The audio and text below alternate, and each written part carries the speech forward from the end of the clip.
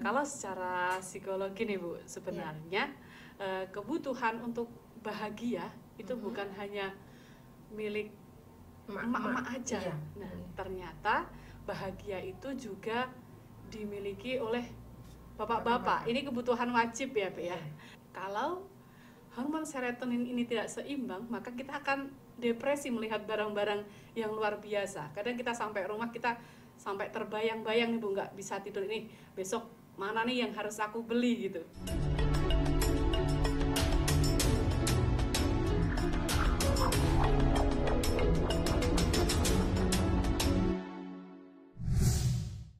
Assalamualaikum warahmatullahi wabarakatuh. Hamdan wa syukronillah wala haula wala quwata illa billah, amma ba'da.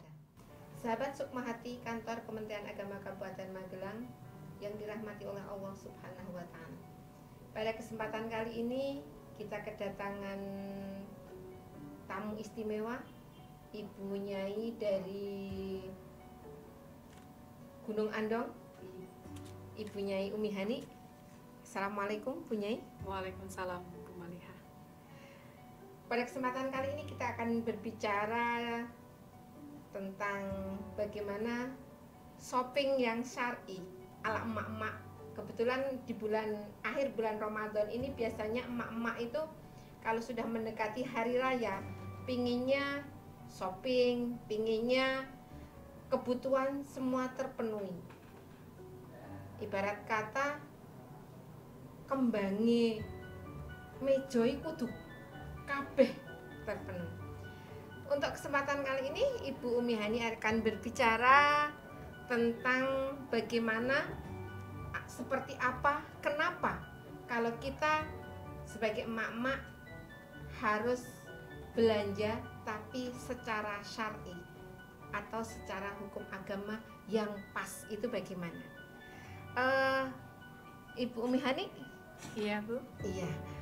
Menurut Ibu Umi Hani seperti apa kriteria emak-emak itu kalau belanja, tapi belanjanya itu yang sudah sesuai dengan syar'i, itu seperti apa Ya, coraknya? kalau kita berbicara masalah belanja secara syar'i ya Bu ya, tentunya belanjanya harus sesuai dengan kaidah-kaidah Islam ya Bu, sesuai tuntunan ajaran kalau agama mungkin Islam. misal beli daging ya yang harus di RPH yang halal gitu ya mungkin ya. Tidak harus di RPH tapi dipastikan untuk membeli sesuatunya sudah ada label halalnya Bu. Iya. Sesuai dengan amanat Gusman ya. Iya. Kalau di tahun 2024 ini semua produk halal, produk makanan harus bersertifikat halal gitu ya. Iya Bu. Seperti apa itu kira-kira? Baik, untuk belanja secara syar'i ini Bu, tentunya kita harus memenuhi kaidah-kaidah yang sudah ditetapkan dalam Islam. Yang dalam sebuah hadis sudah dijelaskan bahwa ada hadis Abdullah bin Mas'ud radhiyallahu an, Rasulullah shallallahu alaihi wasallam bersabda, jauhilah berlebih-lebihan karena sesungguhnya orang-orang sebelummu telah binasa karena berlebih-lebihan. Hadis riwayat Ahmad dan Tirmidzi seperti itu. Jadinya jauhi berlebih-lebihan seperti itu. Tapi kenapa nggih? Kalau hasrat shopping itu lebih ditekankan atau lebih ke emak-emak? Padahal sebetulnya kalau saya lihat itu bapak-bapak juga tuh ada yang hobi shopping. Tapi kenapa kalau di masyarakat ramai itu itu emak-emak sukanya belanja, emak-emak sukanya shopping gitu. Kenapa emak-emak? Kenapa bapak-bapaknya nggak diajak?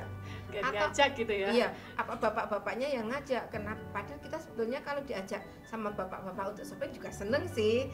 Itu kenapa Bu? Baik, kalau secara psikologi nih Bu, sebenarnya kebutuhan untuk bahagia itu bukan hanya milik emak-emak aja. Nah, ternyata bahagia itu juga dimiliki oleh bapak-bapak. Ini kebutuhan wajib ya Bu ya. Nah, ternyata nih Bu, dalam psikologi itu kita terlahir bahagia.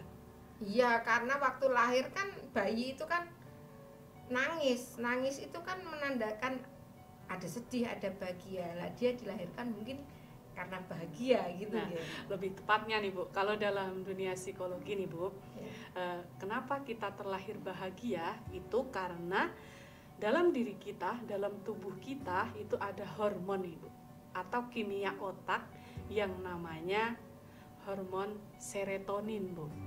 Nah, hormon serotonin ini merupakan mood stabilizer yang jika jumlahnya nanti berkurang atau tidak seimbang, maka akan menimbulkan depresi, anxiety, dan juga obsesi yang berlebihan. Nah, ini cocok sekali nih ketika kita datang ke sebuah tempat perbelanjaan gitu. Kalau hormon serotonin ini tidak seimbang, maka kita akan depresi melihat barang-barang yang luar biasa. Kadang kita sampai rumah, kita sampai terbayang-bayang nih Bu, nggak bisa tidur, ini besok mana nih yang harus aku beli gitu. Jadi sebagai perempuan juga kita harus bisa membedakan ya, mana keinginan dan mana kebutuhan gitu ya. Ya betul. Sampai kita terngiang-ngiang gitu, kita tidur kemudian terbayang-bayang, iya. Seperti itu. Terus kalau misalnya antara hormon yang tadi Ibu Melani sampaikan itu tidak bisa balance, tidak bisa seimbang, itu bisa nggak berdampak pada psikologi kita? Nah, untuk dampaknya nih Bu, jelas tadi sudah kita jelaskan bahwa hormon serotonin ini merupakan mood stabilizer yang harus seimbang. Nah, bagaimana nih cara biar nantinya hormon ini bisa seimbang Bu? Nah, di sini caranya adalah kita dengan makan makanan yang bergizi yang mengandung triptofan Bu. Contohnya nih, ada telur, susu, kemudian buah-buahan. Itu asupan makanan yang kita makan ini harus benar-benar tercukupi. Misalnya kita kalau dalam keadaan puasa seperti ini, kita sahurnya juga harus dijaga, makannya bukan harus mewah sebenarnya. Tapi kebanyakan kalau puasa kayak gini, gorengan itu padahal itu menurut kesehatan kurang apa ya? Kurang sehat. Ya. Nah, karena yang banyak kita makan nih kalau kita puasa itu kan yang banyak mengandung lemak, kemudian gorengan melulu setiap hari. Nah, makanya kita kalau pergi ke mall nih ketika saat puasa ini kita cenderung stres kan, kita melihat barang-barang yang mewah, kita sampai terbawa mimpi seperti itu. Nah, untuk menyetabilkan hormon serotonin ini kita harus membenahi hidup mungkin ya, pola makannya terlebih dahulu. Nah, selain pola makan yang mengandung triptofan ini, yang tadi ada telur, susu, buah-buahan, sayur-sayuran seperti itu, juga kita harus olahraga. Nah, olahraga juga tidak harus mewah, kita cukup olahraga pagi-pagi setelah kita bangun tidur bisa melihat indahnya matahari di luar nih Bu ya, sambil jalan-jalan tipis-tipis gitu, sambil melihat pemandangan alam di sekitar rumah kita. Kalau di tempat saya sih dekat pegunungan, jadi kalau kita keluar langsung lihat pemandangan alam yang luar biasa nih Bu. Iya, hijau-hijauan ya. Iya. Selain itu, selain kita olahraga nih, kita juga harus berinteraksi dengan alam. Nah, berinteraksi di sini nih Bu. Berinteraksi dengan alam ini kita harus sering-sering nih. Bukan sering-sering ya, tapi kita juga ada kesempatan dalam hari-hari kita, misalnya kita 1 minggu itu, kenapa sih kalau kita nggak piknik atau kita nggak jalan-jalan terasa stres gitu ya Pak? Gitu ya. Luar biasa, kita sudah jenuh ya seperti itu. Nah, ternyata kita untuk menyeimbangkan hormon serotonin ini kita juga harus berinteraksi dengan alam. Nah, selain berinteraksi dengan alam secara syar'i ini, nah secara syar'i kita juga harus meningkatkan zikir kita kepada Allah. Kemudian berarti antara hablum minan nas dan hablum minallahnya harus balance ya? Iya, harus balance. Selain kita berolahraga, makan yang bergizi, berinteraksi dengan alam, kita juga harus senantiasa berzikir sama Allah. Kemudian berdoa. Nah, ini kesempatan yang bagus nih Bu, dalam di akhir Ramadan. Ya, di bulan Ramadan ini Bu, biasanya kan orang kalau membaca Al-Qur'an nih, biasanya 30 juz itu bisa khatam dalam 1 tahun ya. Satu bulan. 1 bulan. Iya, biasanya kan 1 tahun. Iya. Kalau puasa ini bisa nih. 1 minggu bisa 30 juz. Nah, ini kesempatan nih. Hormon serotonin pada bulan puasa ini bisa meningkat pesat kalau kita manfaatkan dengan sebaik-baiknya seperti itu. Menarik sekali sahabat Sukmahati, kantor Kementerian Agama Kabupaten Magelang. Kita sebagai emak-emak harus pinter-pinter bagaimana menempatkan, bagaimana membedakan antara keinginan dan kebutuhan. Ibu Mahanik, untuk closing statement pada kesempatan kali ini, bagaimana atau sebaiknya bagaimana kita sebagai emak-emak, apalagi ini menjelang Idul Fitri, kita harus penuhi semua kebutuhan atau kita harus bisa membedakan antara kebutuhan dan keinginan? Monggo, open. Ya, Baik.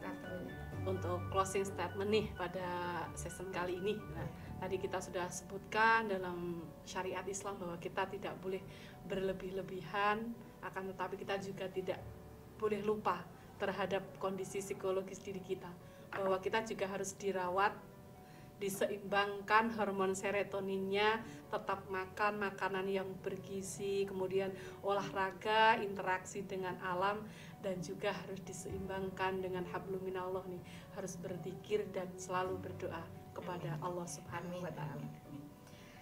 Pemirsa, sahabat Sukmahati, kantor Kementerian Agama Kabupaten Magelang, kita sebagai emak-emak hebat harus bisa pinter-pinter belanja dengan cara yang hemat dan tetap bermartabat. Shopping syar'i, why not? Demikian yang bisa kita sampaikan, semoga bermanfaat. Wallahul muwaffiq ila aqwamit thoriq. Assalamualaikum warahmatullahi wabarakatuh.